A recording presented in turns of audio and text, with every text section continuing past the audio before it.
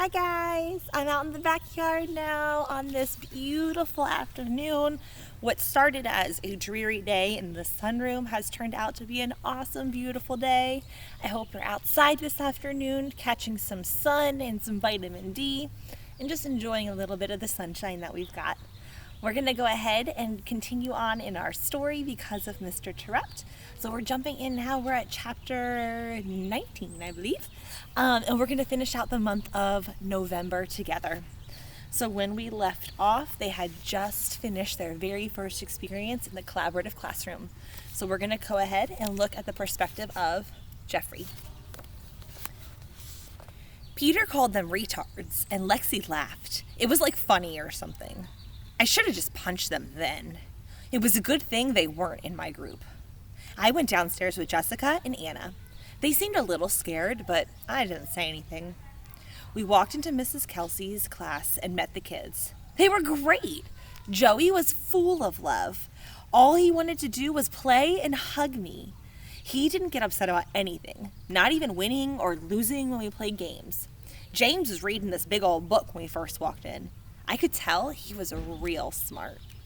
I figured he was autistic right away because he didn't look at us or say a word. And little Emily was so cute.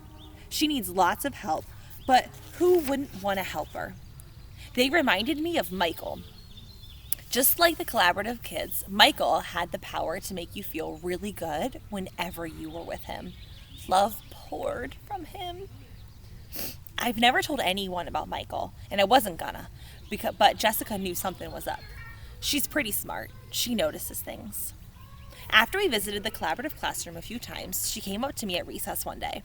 I was sitting at the edge of the field, out where no one else ever really comes.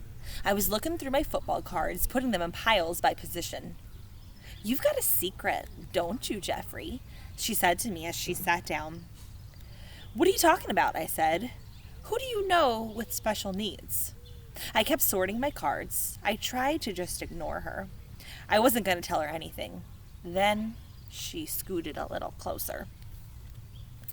"I've got a secret no one else knows about too. No one, not anyone at this school knows it," she said.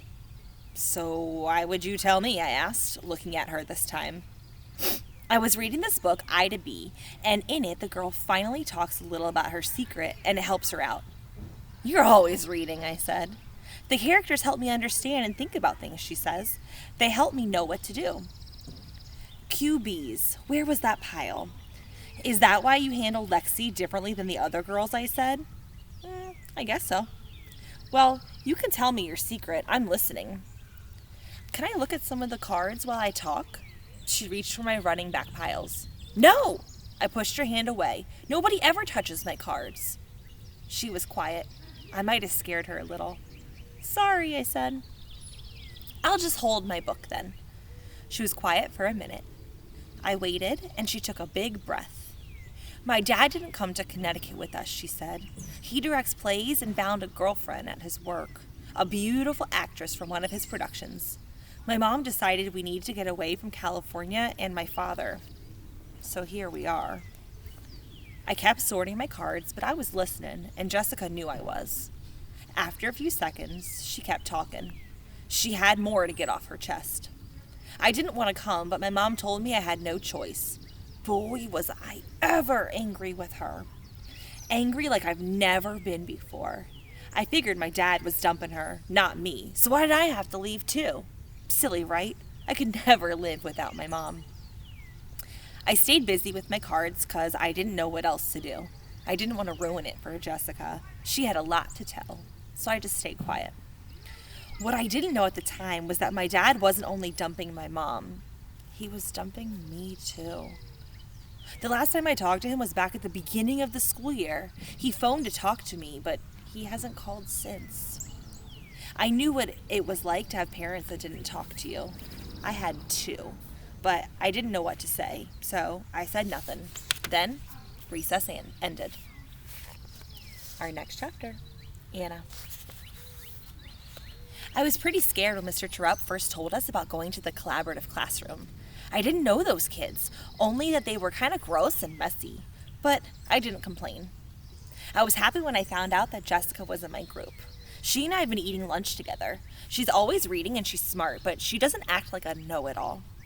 She tells me about her books if I ask, without giving away too much of the story. I wasn't expecting or looking for a special friend, but Jessica showed up this year all the way from California, and I really like her a lot. I'd like to ask her to come over to my house, but no one's come over before. I'm not sure what Mom would think. I'll have to think about it some more. Jeffrey was in our group too. All I know about him is that he always seems mad at everyone. That wasn't how he turned out, though. Jeffrey was really nice with the kids, like really nice. And I didn't feel scared because Miss Kelsey and Jessica were with me. Miss Kelsey knew that I was nervous, and she helped me get used to everything a little at a time. I noticed she didn't wear a wedding ring. Mr. Terupt had a lot of options. Little Emily was so cute. I didn't want to touch her hands because she always had them in her mouth and had slobbery spit all over them. But Miss Kelsey gave me this handkerchief to wipe her up with every once in a while, and then it was okay to touch her. I held her hand on the way to do jobs and on the way back. She smiled at me, and then I felt like I was going to cry. I hadn't expected that. One day, after everybody had been to visit the collaborative classroom at least once, Mr. Terupt decided we needed to discuss our group experiences. Mr. Terupt, I said, before we got into the serious discussion, did you know that Miss Kelsey doesn't wear a wedding ring? Oh, is that so? He said. Yeah, and well, neither does Miss Newberry from across the hall. I did know that, but thanks for those observations, Anna. Then Peter started, ooh, Terupt and Newberry sitting in a tree, Kissing. Okay, Peter, ha, ha. Mr. Terupt held up his hands. Enough of the matchmaking, though I appreciate you looking out for me, Anna. Now, how about sharing your experiences? I wanted to tell Mr. Terupt that my mom didn't have a wedding ring, but he'd moved on. Jessica was the first to speak up. Mr. Terupt, why is James in that room? He seems really smart. Yeah, Peter said. He knew how many forks and stuff were on the table without even counting them. You should do some math with him, Luke. Not exactly a retard then, huh, Peter? Mr. Terupt said. No. Peter's voice lowered and so did his head. He's autistic, Jeffrey said. No one said anything, probably because we were so shocked that Jeffrey had spoken at all, and because we didn't know really what that meant. James has some things that he's really into, and he knows everything about them, Jeffrey went on. A lot of autistic people have a special talent. James is great with numbers, but he has his problems too. Hey, we should have him tell us how many blades of grass were on the soccer field, Peter said. Yeah, and I never would have gotten a hit in the tushy then, Lexi said. Peter grinned. Oh, but that was the best part. All right, you two, that's enough, Mr. Terupt said. How do you know all that stuff, Jeffrey? I said, even before I knew I was asking the question. I felt instantly bad. Jeffrey wasn't looking for extra attention. Jeffrey didn't answer. He was quiet again. Our next chapter, Danielle. Lexi was in my group going to the collaborative kids. Part of me was happy about that, and part of me wasn't. Things were a little confusing. Every time we went to the collaborative classroom and every time we came back, Lexi would talk bad about Jessica, even Anna sometimes. Don't you think that Anna, belongs in this room? She's, so stupid, Lexi said one day. Even if I wasn't supposed to be friends with Anna, I knew she wasn't stupid. I knew because she was my plant partner and she helped me a lot during that unit. Plus, Anna was the only girl not involved in Lexi's schemes, which made her pretty brave, too. Jessica should just stay down here. She doesn't have any normal friends, Lexi said. The weirdest thing of all was that Lexi was really nice to the other boys and girls in the collaborative classroom. Joey loved her. Okay, well, Joey loved everyone, but he always smiled and hugged Lexi. And she was really patient with Emily, too. Seeing Lexi like that helped me feel more comfortable in the room, and I had a good time with the kids, especially James. Jeffrey told us that James had certain things he was really into, and one of them was farms. His brain was crammed with information about tractors and machines and cows and milking. So I brought in a bunch of pictures from home, and James went nuts. He spouted off facts nonstop as he looked at the pictures. Udders, these are the cow's udders. Clean her off. And next picture. Hay, find it in bales or rolls. It's hard work in the hay. Throw the bale off the wagon and put it in the elevator. Stack the bales in the hayloft. Next picture. John Deere tractor. Classic green and yellow. Lots of horsepower. James talked more to himself than anyone else, but that was okay. His mind was racing. When our time was up, I tried to take the pictures, and he started screaming, like really screaming. Not words, just noise. Really loud noise. It scared me. I let go of the pictures, and Mrs. Warner came right over. I got out of the way. He can keep them, I said. That's very nice of you, sweetie, Mrs. Warner said. James, can you thank your friend? Ah! James yelled and struggled to free his body from Mrs. Warner. James has a hard time knowing when time is up and switching to another activity, she said. I felt bad for James, watching him have this meltdown. It's okay, I said. You can keep the pictures, James. Bye. More yelling and crying and screaming. I hoped he would calm down soon, but I had to leave. I wanted to go. I really didn't like seeing that. The whole situation upset me, and I think that was what gave me the courage to say something. We had just got out in the hallway when Lexi started right in. Like, what a weirdo. We better fix him up with Jessica. She's like the weirdest one in our class. Just stop it, I exploded. Why do you always have to be so mean? You're nice in the room with them. Why do you have to be mean now? Fighting back tears. I turned and ran down the hall. He likes cows, Lexi yelled after me. Maybe he should date a cow like you then.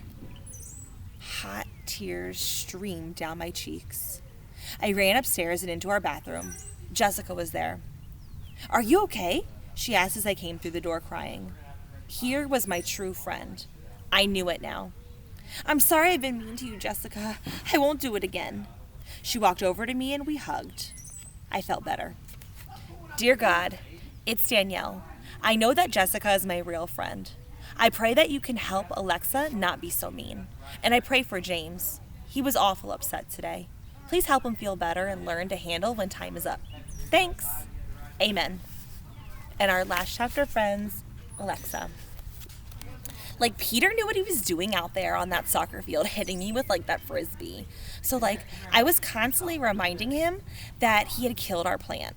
I told you so, I kept telling him. Yesterday, he told me to stop annoying him.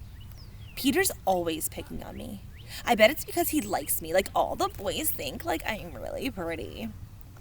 They like my fancy clothes and my sparkly lip gloss. They sure don't look at Danielle. She got so upset with me. She never yelled at me before. Must be that she's getting braver as she gets fatter.